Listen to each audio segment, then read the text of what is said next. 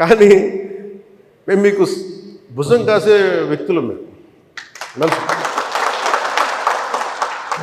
ఎందుకు ఒక వ్యవస్థని తిరిగి బలోపేతం చేయాలంటే చాలా చాలా కష్టసాధ్యమైంది. నాకు నిజంగా చెప్పాలంటే ఒకసారి నాకు ఇది నేను చాలా ఆనందంగా ఎంచుకున్న శాఖ. నేను ప్రభుత్వ ఉద్యోగ కొడుకుని, ఆ జీతాల మీద మేము పెరిగిన వాడిని.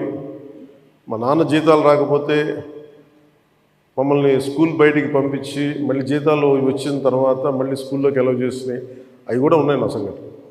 అలాంటి సంఘటనలు ఉన్నాయి. అందుకని కష్టాన్ని అర్థం చేసుకోగలను. అంటే 1వ తారీఖు జీతం రాకపోతే ఏమవుద్దు నాకు అనుభవం ఉంది. నాకు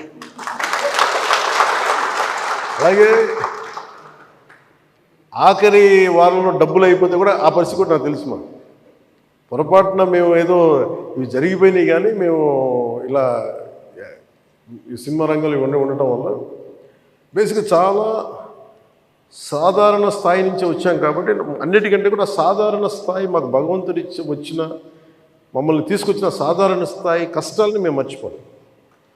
అందుకని ఈ రోజున రోడ్ల మీద బయటికి వెళ్ళి ఎందుకు ఆగి ఎందుకు మాట్లాడుతానంటే ఆ కష్టం ఎలా ఉంటుందో నాకు తెలుసు. ఇందాక మీరు ఇచ్చిన రిప్రజెంటేషన్ కూడా ఆ కష్టం ఎలా ఉంటుందో నాకు తెలుసు. సో ఇలాంటి స్పందనకి వెంటనే ఉంటుంది.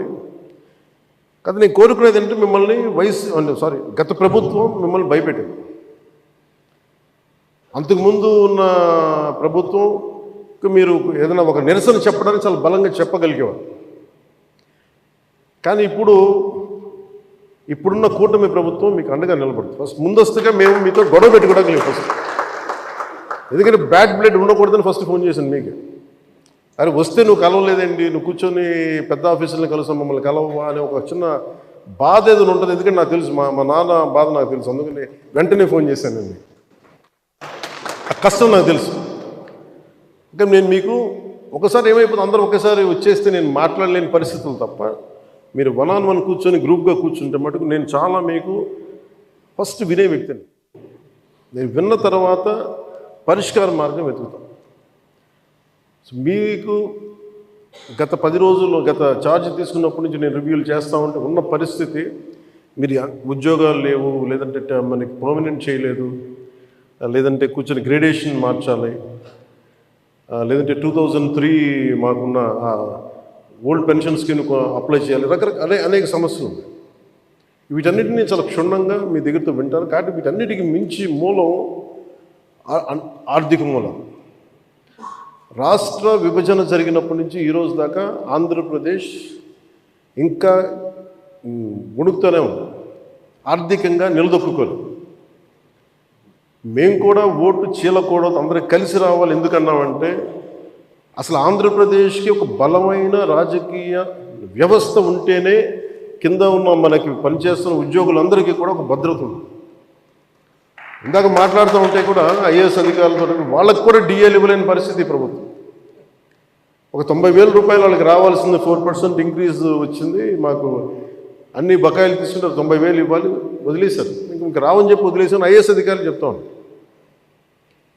అంటే ప్రైవేట్ వీళ్ళందరూ ప్రాఫిట్ పొందుతూ ఉన్నారు.